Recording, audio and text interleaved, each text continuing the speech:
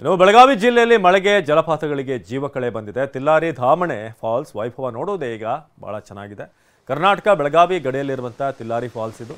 Falls ನೋಡಲು ಬರುವಂತಹ ಪ್ರವಾಸಿಗರಿಂದ ಮಾತ್ರ ಈಗ ಅಲ್ಲಿ ಹಣ ಸುಲಿಗೆ ಆಗ್ತಿದೆ.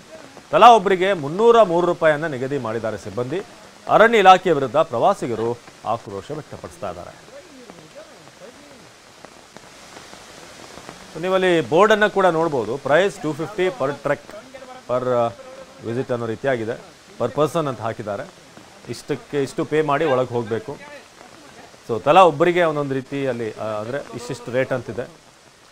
ಸ್ಕ್ಯಾನ್ ಕೂಡ ಮಾಡ್ಬೋದು ಅಂತ ಹೇಳಿ ಅಲ್ಲಿ ಪ್ರೈಸ್ 250. ಇಷ್ಟು ಮಾತ್ರ ಅಲ್ಲ, ಇದ್ರ ಜೊತೆಗೂ ಕೂಡ ಒಂದಷ್ಟು ಚಾರ್ಜಸನ್ನು ಪಡೀತಿದ್ದಾರೆ ಅಂತ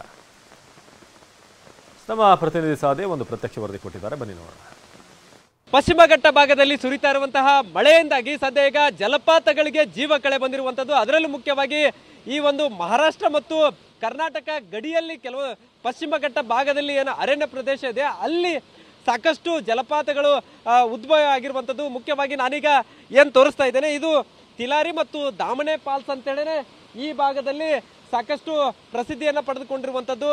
ಸದ್ಯ ನಾನೀಗ ತೋರಿಸ್ತಾ ಇದ್ದೇನೆ ಸುಮಾರು 30 ಅಡಿಗಳ ಮೇಲ್ಭಾಗದಿಂದ ಕೆಳಭಾಗದಲ್ಲಿ ನೀರು ಧುಮ್ಮಿಕ್ಕುವಂತಹ ದೃಶ್ಯ ಕೂಡ ಕಣ್ಣಿಗೆ ಏನು ಒಂದು ಹಂತದಲ್ಲಿ ಹಬ್ಬದ ರೀತಿಯಲ್ಲಿ ಕಾಣಿಸ್ತಾ ಇರುವಂಥದ್ದು.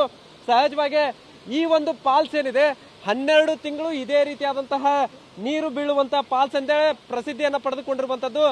ಈ ಫಾಲ್ಸ್ಗೆ ಸಾಕಷ್ಟು ಮಹಾರಾಷ್ಟ್ರ, ಗೋವಾ ಮತ್ತು ಕರ್ನಾಟಕ ಭಾಗದಿಂದಲೂ ಕೂಡ ಪ್ರವಾಸಿಗರು ಬರ್ತಾ ಇದ್ರು. ಆದರೆ ಈಗ ಸದ್ಯಕ್ಕೆ ಪ್ರವಾಸಿಗರ ಸಂಖ್ಯೆ ಕೂಡ ಇಳಿಮುಖ ಆಗಿರುವಂಥದ್ದು. ಯಾಕಂದ್ರೆ ಇಲ್ಲಿ ಬಂದಂತಹ ಪ್ರವಾಸಿಗರಿಗೆ 303 ರೂಪಾಯಿ ಏನು ದರವನ್ನು ಫಿಕ್ಸ್ ಮಾಡಿರುವಂಥದ್ದು.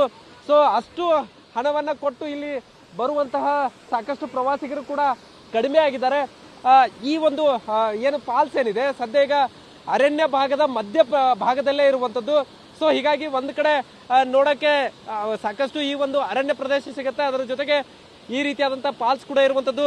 ಕೆಳಭಾಗದಲ್ಲಿ ಏನು ಈಜಾಡೋಕ್ಕೂ ಕೂಡ ಒಳ್ಳೆಯ ರೀತಿಯಲ್ಲಿ ಈ ಒಂದು ಫಾಲ್ಸ್ ಇರುವಂಥದ್ದು. ಅದರ ಜೊತೆಗೆ ಬಂಡೆಗಲ್ಲುಗಳ ಮೇಲೆ ನಿಂತುಕೊಂಡು ಸೆಲ್ಫಿ ಕ್ಲಿಕ್ಕಿಸ್ಕೊಳ್ಳೋಕ್ಕೂ ಕೂಡ ಅವಕಾಶ ಇರುವಂಥದ್ದು. ಸೊ ಒಟ್ಟಾರೆ ಒಂದು ಕಡೆ ಮಳೆ ಜಾಸ್ತಿ ಆಗ್ತದೆ, ಇನ್ನೊಂದು ಕಡೆ ಬೆಳಗಾವಿ ಜಿಲ್ಲೆಯಾದಂಥ ಇರುವಂತಹ ಫಾಲ್ಸ್ಗಳು ಕೂಡ ಈಗಾಗಲೇ ಮೈದುಂಬಿಕೊಂಡು ಹರಿತಾ ಇರುವಂಥದ್ದು. ಅದು ಪ್ರವಾಸಿಗರನ್ನ ತನ್ನತ್ತ ಕೈ ಬೀಸಿ ಕರಿತಾ ಇರುವಂಥದ್ದು.